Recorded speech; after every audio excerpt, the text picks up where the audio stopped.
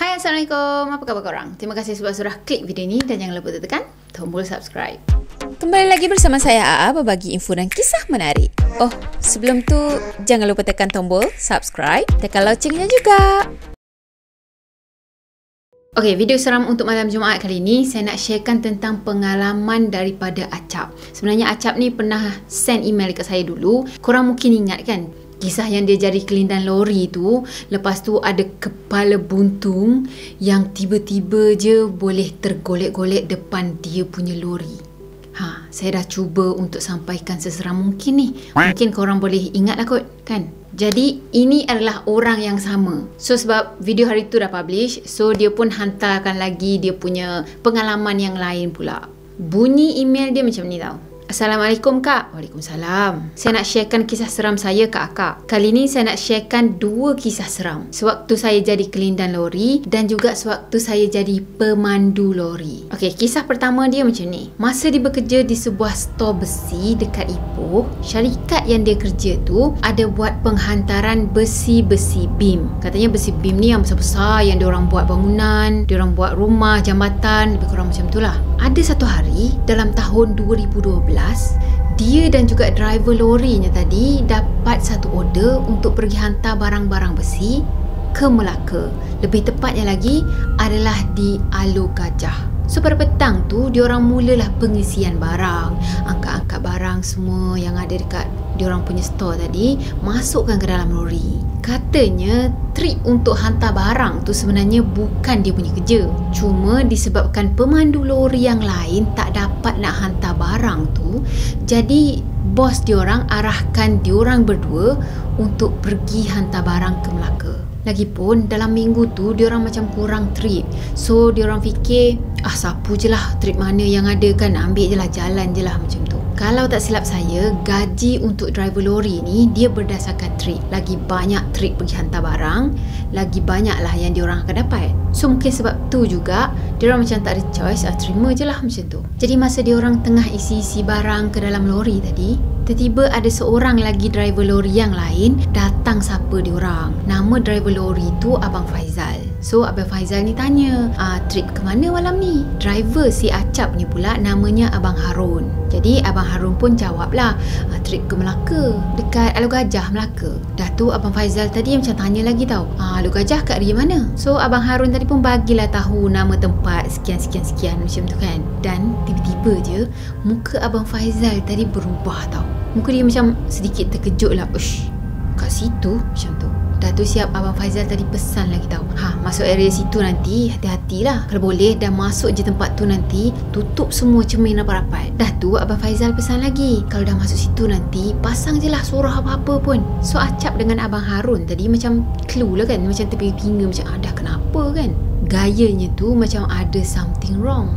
Cuma diorang macam mengiyakan je lah, yelah macam tu. Jadi bila diorang dah siap dah isi-isi barang dalam lori tadi, dia pun balik ke rumah untuk rehat kejap. Katanya dalam pukul 10 malam tu barulah dia pergi ke store balik untuk pergi ambil surat dan selesaikanlah surat menyurat dan semua ke office tu kan. Dah settle semua, Acap dengan Abang Harun tadi pun mula bergerak daripada Ipoh ke Melaka. Dalam perjalanan tu diorang pun macam borak-borak lah, borakkan tentang perangai Abang Faizal tadi. Dah kenapa pula Abang Faizal ni suruh kita buka surah lah, tutup tingkap rapat-rapat lah, macam ada benda yang tak kena je. Dan Abang Faizal pun macam, sebenarnya Abang Harun pun macam pelik jugalah time tu. Lepas tu dia cakap macam ni, lah pelik juga tengok muka si Faizal tadi. Yelah, kita sebut je nama tempat tu, terus air muka dia berubah. Jadi si Acap ni pun macam mengiyakan lah, lah saya pun perasan juga air muka dia tu macam berubah tau bila kita sebut je nama tempat tu. So kalau fikir banyak pun jalan penyelesaiannya memang tak akan ada. Jadi orang pun malas nak fikir benda yang mungkin pelik-pelik berlaku ke apa kan. Dah lah kejap lagi nak lalu area situ. So diorang time tu macam banyak diamkan diri macam tu je lah. Tiba-tiba telefon Abang Harun berbunyi. Teneneng macam tu kan, macam pecah kesunyian lah time tu. Rupa-rupanya yang call masa tu adalah orang empunya trip tu, yang katanya tak jadi nak buat trip ni disebabkan oleh demam. So dia explain lah, minta maaf lah aku tak boleh nak pergi kan trip ni, sebenarnya trip aku, tapi itulah aku demam pula macam tu. So Abang Harun ni pun cakap lah, tak apa, tak ada hal lah, lagipun kita orang memang kurang trip dalam minggu ni. So macam cuna ngam sangat lah kan. Dah tu dia pun teruskan perjalanan. Diorang sampai dekat Tol Alu Gajah tu dalam pukul 3 pagi. Daripada tol nak ke kilang yang sepatutnya dihantar barang tu lebih kurang dalam 1 jam juga. So diorang pun slow-slow lah bergerak untuk ke kilang tadi kan. Katanya masa tu laluan yang diorang lalu memang sangat-sangat sunyi. Satu kereta, satu motor pun tak ada nampak. Diorang teruskan juga perjalanan diorang dalam keadaan yang sunyi, senyap macam tu kan. Tiba-tiba lori diorang rasa berat sangat. Dia perasan yang lori dia memang sangat-sangat berat time tu. Dan dia pun pandanglah ke arah Abang Harun tadi yang tengah driver tu kan. Katanya muka Abang Harun time tu memang pucat lesi. Dan ya, lori diorang tu dia punya berat memang sangat luar biasa. Jadi secara spontan, secara tak sengaja, dia pun pergilah pandang ke cermin sisi yang ada kat sebelah dia tu. Dan tahu apa yang dia nampak? Dia nampak ada seorang perempuan yang pakai baju putih tengah duduk atas badan lori diorang. Dah tengok penampakan yang sebegitu, memang dia mengucap panjang lah. Mulut dia time tu memang terkumat kamit, baca-baca selawat, baca-baca surah apa yang dia ingat. Dan tiba-tiba dia teringat pesan Abang Faizal petang tadi, kalau lalu sini kena pasang surah Al-Quran macam tu kan. So dia pun pergi pasang surah-surah Al-Quran yang ada dekat handphone dia. Time tu ingatkan reda lah sikit, ingatkan macam cool down lah kan. Dan yang paling penting, dia ingatkan ada satu yang ada kat badan lori dia tu je. Rupa-rupanya ada lagi yang tengah tunggu kat depan tu. Jadi dekat area depan sana, dia nampak ada sebuah pondok. Pondok tu macam orang-orang yang jual buah ke, petai ke, yang dekat tepi jalan tu kan. Jadi daripada jauh, dia nampak macam ada satu tiang yang terpacak je dekat tepi pondok tu. Tapi bila makin lama makin dekat, makin lama makin mendekat pondok tadi, tiba-tiba dia nampak dengan jelas itu bukannya tiang tau, tapi itu adalah pocong yang tengah berdiri tegak je dekat situ. Time tu si Acap ni memang dah kaku dah. Katanya sampaikan dia rasa dah tak ada darah dah dalam diri dia ni. Ceritanya dia punya nervous lah time tu kan. So dalam masa yang sama juga, dia pergi baca surah-surah apa yang dia ingat. Dia baca surah ayat kursi, lepas tu dia selawat, istighfar, dan dia pejam mata tau. So lepas dia dah buka mata tu, benda tu semua dah hilang. Jadi masa dia dah melepasi pondok tadi, dia dah tak nampak apa-apa dekat area situ. Cuma perempuan yang berbaju putih yang ada dekat badan lori ni tu masih lagi bertenggek dekat situ. Jadi time ni Abang Harun tadi menjerit kuat-kuat, Allahu Akbar macam tu. La ilaha illallah katanya. Terus dengan tak semena-mena lori tadi jadi ringan tau. Ringan seringan-ringannya. So apa lagi, dah ringan kan, terus dia orang pecut, dah tak pandang dah kiri ke kanan, lantak lah apa, pecut lori tu sampai ke kilang. Tiba-tiba saya teringat balik kampung hari tu, macam banyak jugalah lori-lori yang bawa tengah-tengah malam, yang ya pecutnya tu bukan main lah, memecutkan lah. So mungkin dia pun mengalami tragedi-tragedi yang macam gini lah kot kan. Kita fikir positif ke? Okey, dah sampai dekat kilang tadi, dia pun tenangkan diri, dia basuh muka, dan dia orang pun saling bertanya antara satu sama lain apa yang Abang Harun nampak tadi, dan dia cerita apa yang dia nampak. Bila dah share-share cerita tu, memang sahlah apa yang dia orang nampak tu adalah benda yang sama. Dan dia orang cuma fikir mungkin benda tu nak menumpang ke, mungkin juga nak mengganggu, atau mungkin sahaja je berkenan macam tu nak berkawan. Katanya dia orang lepak depan kilang tadi sampailah kilang tu buka. Dah kilang tu buka, dia pun turunkanlah barang-barang yang ada atas lori tadi kan. Dah settle semua kerja, dia orang terus balik ke Ipoh. Esoknya tu dia orang jumpa dengan orang empunya treat tu yang demam tu kan. Dan dia orang jumpa dengan Abang Faizal juga. So apa lagi, ngopi lah kan, buka cerita. Dia ceritalah pengalaman dia semalam yang kena usik macam itu semua kan. Rupa-rupanya Abang Faizal dan juga Abang Din yang empunya treat tu, dia orang memang daripada awal lagi tak nak pergi hantar barang dekat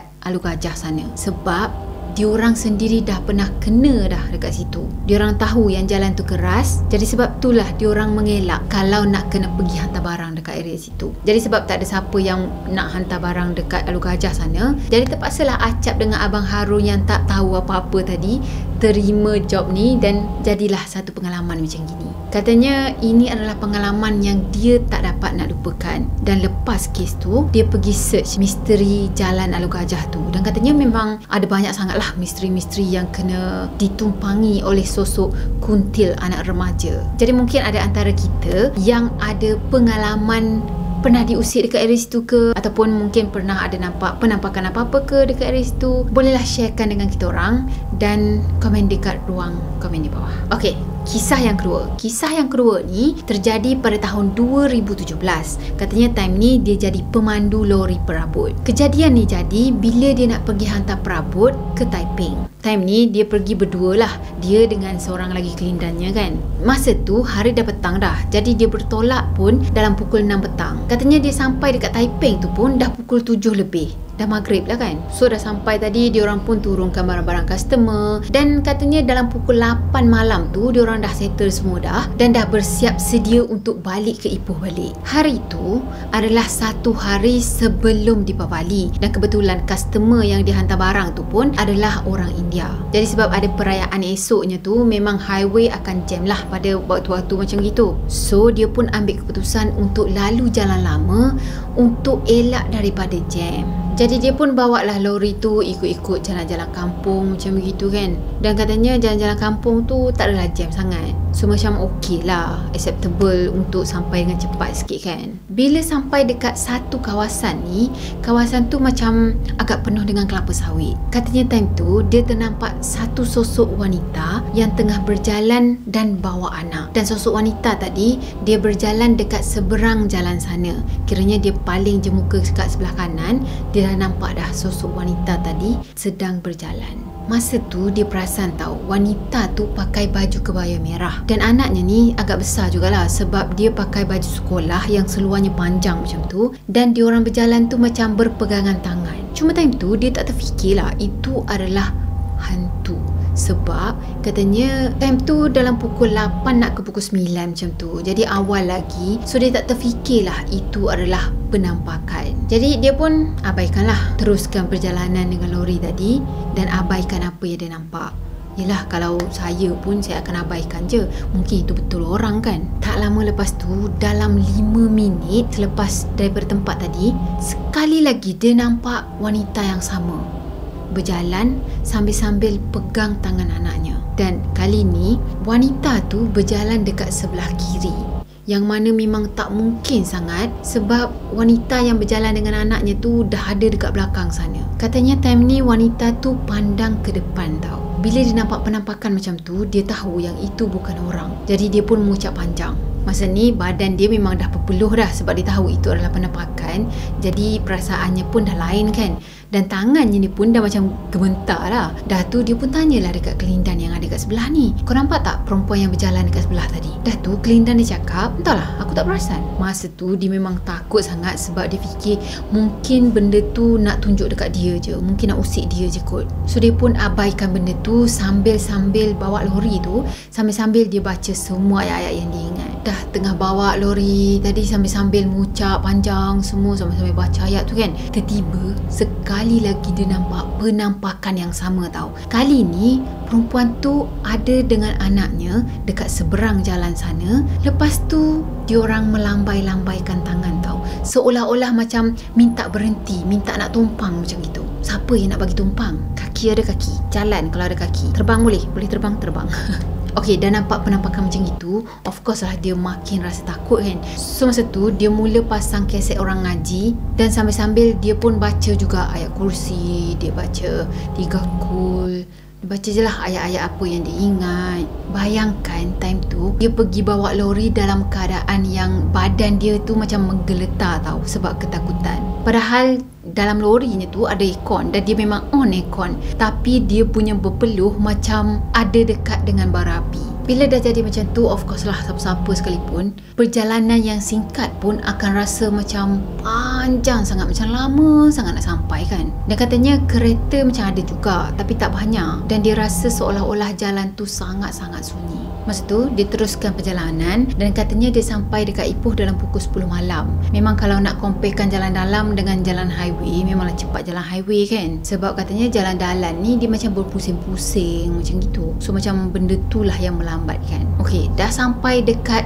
tempat parking lori tadi, diorang terus ambil barang-barang diorang, tapi diorang tak terus balik ke rumah tau. Diorang pergi lepak-lepak dekat kedai dulu. Dekat situlah diorang mula buka cerita. Dia ceritalah dekat kelindan lori dia tadi lori, dia cakap, kau nampak tak ada seorang wanita ni, dia bawa anaknya dan anaknya tu pakai baju sekolah macam itu kan. Dah tu kelindan lori dia buka cerita, sebenarnya dia pun nampak juga. Daripada awal lagi dia dah nampak. Cuma dia tak nak mengiyakan, dia tak nak cerita tentang hal tu masa dalam perjalanan tu. So macam kalau time tu kita nampak, time tu kita cakap, maksudnya kita dah menegur. Orang kata kalau menegur ni macam seolah-olah memanggil lah kan, macam invite macam tu.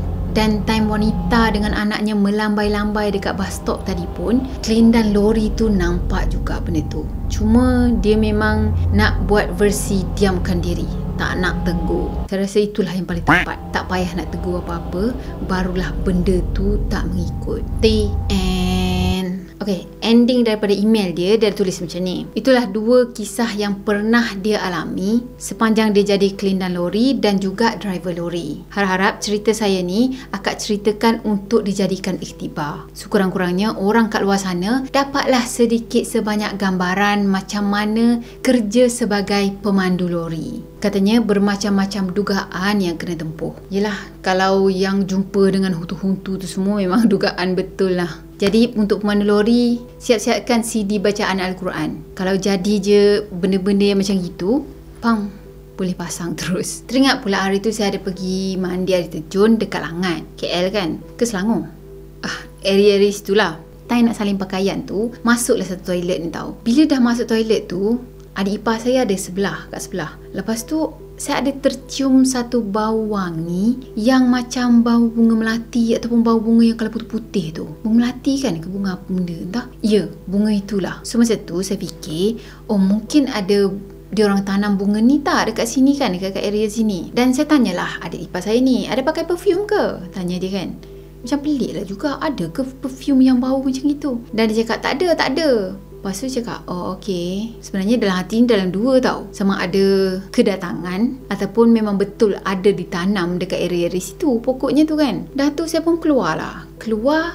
Saya tengok ke arah sekitar, tak ada pula pokok tu. Yang ada pokok pisang je. Biasa kalau pokok pisang identik dengan benda gitu kan. So tak mungkin lah bau wangi. Biasanya kalau bau wangi-wangi macam gitu tu yang cik cantik tu je, yang menyerupai. Yelah, korang faham lah. Dan on the way balik jalan tu, ceritalah kat adik. Cerita, tadi kan aku ni salin-salin baju, lepas tu aku terbau ni bau macam bunga melati, bunga wangi tu, yang macam kedatangan tu kan. Sekali time cerita tu, tercium lagi sekali bau bunga yang sama. Lepas tu cakap lah, ni bau macam gini lah. Cakap macam tu. Mulut tak jaga. Dah tu adik saya cakap, jangan tegur. Lepas tu dia cakap, tak ada apalah, kalau ada pun dia datang macam nak say hi lah tu, macam tu. Lepas tu yang saya fikirkan masa tu, sebab adik ipar saya ni dia macam tengah pregnant. So saya takut lah juga kalau macam ada apa-apa kan. So macam tu lah, saya baca-bacakan untuk dia je lah. Kalau dia tengok video dia mesti cakap, kak kau baca-bacakan untuk aku Okay, saya rasa sampai di sini dulu untuk video kali ni. Dan saya harap korang sukakan video ni. Kalau korang nak video seram yang macam ini lagi, korang jangan lupa untuk tekan tombol like, comment, share dan juga subscribe. Macam biasa-biasa dalam video-video lain yang saya cakap lah. Tekan tombol tu dulu, barulah korang boleh tonton next video macam tu. Okay lah, jumpa lagi next video. Bye-bye. Assalamualaikum warahmatullahi wabarakatuh. Bye-bye.